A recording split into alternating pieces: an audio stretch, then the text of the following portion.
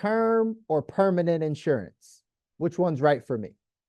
Now, luckily, at the end of this month, the last Wednesday of this month, I believe it's the 25th, we're going to go into detail on this conversation. We're going to go into detail about what are the differences between term insurance and permanent insurance. For some people, they might not even be familiar with the term or the word permanent insurance.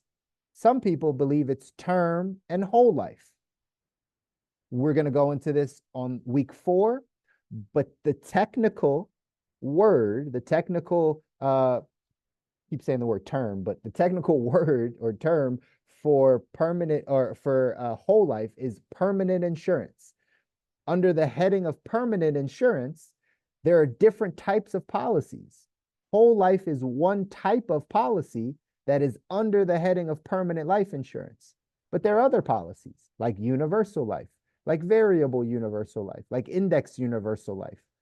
All of those policies fall under the heading of permanent, but they all work differently.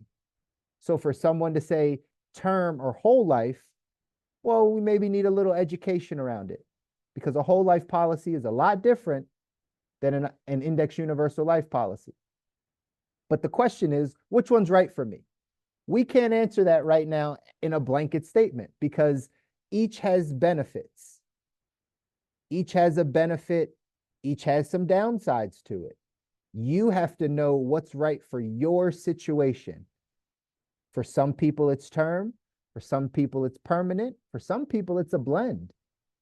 We wouldn't know that unless we sat down. We took a look at your financial picture. We look at what your goals are. We look at your age. We look at how much you're able to save or put away. That's what would give us a good picture and a good understanding of which one's right for you. But just know that there's not one financial vehicle that's good for everyone.